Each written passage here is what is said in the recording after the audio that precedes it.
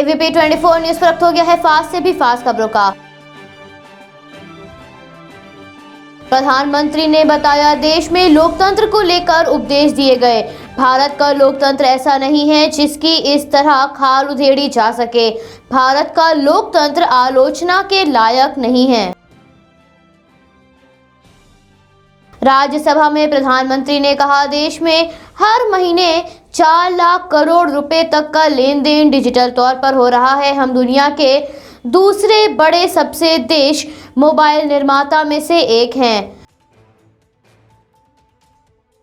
रक्षा मंत्री राजनाथ सिंह ने राज्यसभा में प्रश्नकाल के दौरान एक पूरक प्रश्न के जवाब में कहा भारतीय सेना की जितनी सराहना की जाए कम है, क्योंकि उन्होंने पाकिस्तान की ओर से की जाने वाली हरकतों को सीमा तक ही सीमित कर दिया है।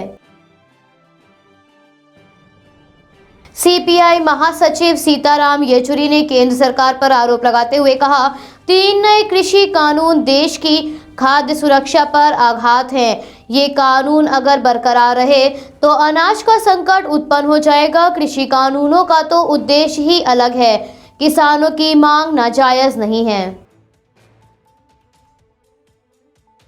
दिल्ली भाजपा के प्रदेश कार्यालय में आयोजित प्रेस वार्ता के दौरान रेल मंत्री पीयूष गोयल ने बताया जिस तरह से आत्मनिर्भर बजट में प्रस्ताव रखे गए हैं उससे भारतीय रेलवे वर्ष 2030 तक विश्व की पहली प्रदूषण रहित रेलवे बन जाएगी। अलका लांबा ने मंजनू का टीला इलाके में किसानों की मांग का समर्थन करने के लिए अपने कांग्रेस समर्थकों के साथ नारेबाजी करते हुए तिरंगा लहराया। अलका लांबा ने किसानों के समर्थन में जय जवान जय किसान का नारा लगाते हुए पोस्टर दिखाकर केंद्र सरकार का विरोध भी किया। पिछले 3 दिनों से ऑयल मार्केटिंग कंपनियों ने तेल के दामों में कोई बदलाव नहीं किया है। वहीं दिल्ली में पेट्रोल अपने ऑल टाइम हाई पर चल रहा है। आम आदमी पार्टी के एमसीडी प्रभारी दुर्गेश पाठक ने कहा बीजेपी के पास अपने कर्मचारियों को तनख्वाह देने के लिए पैसे नहीं है, लेकिन बीजेपी के अध्यक्ष पार्षद महापौर समेत अन्य कई नेता एमसीडी का पैसा देश विदेश घूमने में बर्बाद कर रहे हैं।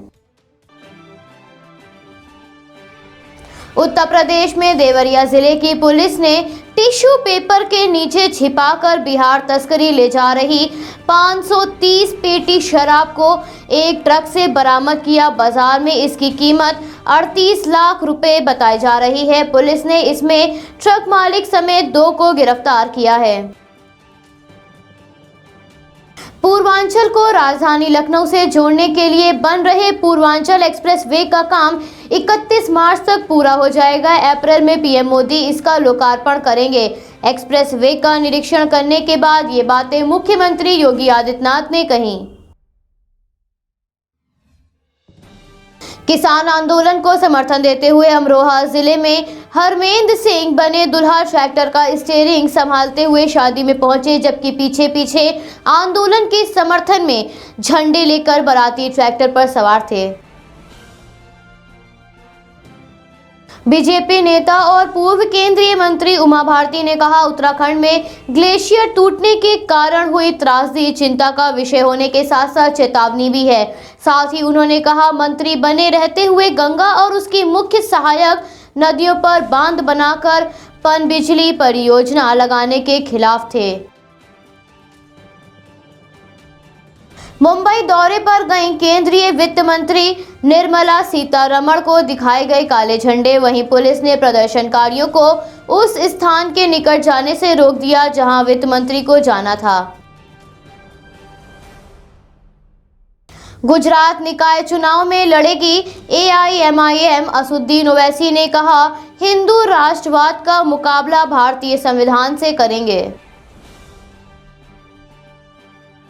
उत्तराखंड में कोरोना संक्रमण की वजह से पिछले 328 दिन से बंद 5वीं से ऊपर की कक्षाएं सोमवार से खुल गई हैं। वहीं स्कूल पहुंचने पर छात्रों के चेहरे पर खुशी नजर आई। मध्य प्रदेश के मुख्यमंत्री शिवराज सिंह चौहान के जन कार्यक्रम में एक व्यक्ति ने कथित रूप से शिकायत पर सुनवाई नहीं होने से दुखी होकर आत्मदाह का प्रयास किया। तमिलनाडु से अगवा कर महाराष्ट्र लाकर जिंदा जलाए गए नौसेना अधिकारी सूरज कुमार दुबे के मामले की जांच में 10 पुलिस अधिकारी और 100 पुलिसकर्मियों को लगाया गया है। झारखंड के रांची निवासी सूरज की रिहाई के बदले अपहरणकर्ताओं ने 10 लाख रुपए फिरौती की मांग की थी। भारत सरकार ने ट्विटर से करीब 1200 ट्विटर अकाउंट्स डिलीट करने को कहा है। ये सभी अकाउंट्स किसान आंदोलन का फायदा उठाकर खालिस्तानी सोच और अन्य भड़काऊ बातों को फैलाने में लगे थे। बांग्लादेश में भी टीकाकरण शुरू हुआ, वहीं अफगानिस्तान पहुंची भारत की कोरोना वैक्सीन की पहली खेप। देश की तीसरे नंबर की कार निर्माता कंपनी टाटा मोटर्स फरवरी में अपनी कारों पर शानदार डिस्काउंट दे रही है। वहीं टाटा मोटर्स जल्द ही सफारी भी लॉन्च करने वाली है। आईपीएल 2021 के लिए 18 फरवरी को खिलाड़ियों की नीलामी होगी। इस साल नीलामी में शामिल होने के लिए कुल 1097 खिलाड़ियों ने अपना नामांकन कराया है। टेलीग्राम दुनिया का सबसे ज्यादा डाउनलोड होने वाला नॉन गेमिंग ऐप बन गया है। टेलीग्राम की जनवरी में हुई कुल डाउनलोडिंग में 24% हिस्सेदारी भारत की है। इसकी जानकारी सेंसर टावर ने अपनी नई रिपोर्ट में दी है।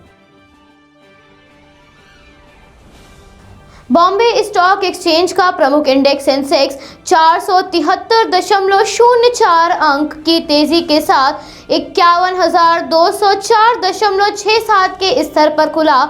वहीं नेशनल स्टॉक एक्सचेंज का निफ्टी 136.70 अंक यानी 0.92% की बढ़त के साथ 15,060.95 के स्तर पर खुला।